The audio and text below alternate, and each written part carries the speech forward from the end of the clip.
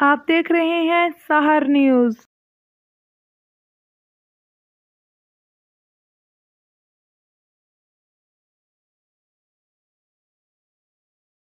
तहसील colour कहार के नवाही इलाका करूली में कोयले की कान में धमाका हुआ है।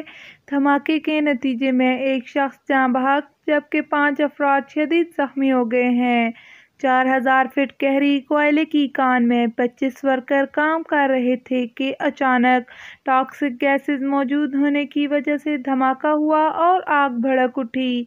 हादसे के नतीजे में 6 अफराद माइन में फंस गए, जिनमें कश्मीर के रिहायशी 21 साला अक्सर यासीन, 35 साला मोहम्मद सईद, 43 साला लतीफ़, 17 साला शुएब, 40 साला मोहम्मद रहमान और 25 साला नोमान जलकर शदीद जख्मी हुए, जिनमें से एक जख्मी जख्मों की ताब न लाते हुए जाँ बहक हो गया। रेस्क्यू 1122 ने इब्तदाई तबी इमदाद मुहैया करने के बाद जख्मियों को THQ अस्पताल कलर कहार मुंतकिल कर दिया।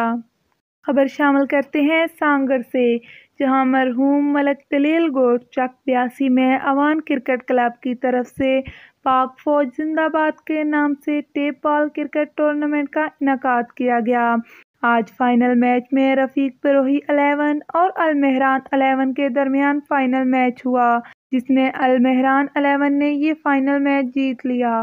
फारूक महर और अनवर महर ने बेहतरीन खेल पेश किया। फाइनल के मेहमान खास मलक असद अवान, मलक इमरान अवान, मास्टर मुश्ताक महर, साईं अब्दुल रसूल सिद्धू, एहसान जमाली और दूसरे मेहमान थे। क्रिकेट के शायकीन ने खेल को खूब इंजॉय किया। आवाम का कहना था कि ऐसे इवेंट मुनक्किद करवाना और नौजवानों की हौसला अफजाई कराना अवान क्रिकेट क्लब का निहायत अहम इकदाम है। हिम्मत शेख ने कमेंट्री करते हुए क्रिकेट शायकीन को खूब महजूज करवाया। आपको एक अफसोसनाक खबर से आगाह करें कि लालिया में डंपर की रक्शे को टक्कर। हादसे में रक्शे पर सवार एक खातून जाँ बहक जबकि एक खातून जख्मी हुई। आपको आगाह कर रहे हैं कि सरगोधा रोड फटे स्टॉप पर डंपर की रक्शे से टक्कर हुई है। इसके नतीजे में एक खातून जाँ बहक जबकि एक जख्मी हुई है। हुकूमत ने बिल आखिर मुलाजमीन के सामने घुटने टेक दिए। ग्रेड 1 से ग्रेड 19 तक के मुलाजमीन की तनख्वाहों में इजाफे का नोटिफिकेशन जारी कर दिया। मुलाजमीन अपनी तनख्वाहों में इजाफे के लिए डी चौक इस्लामाबाद पर एहतजाज कर रहे थे।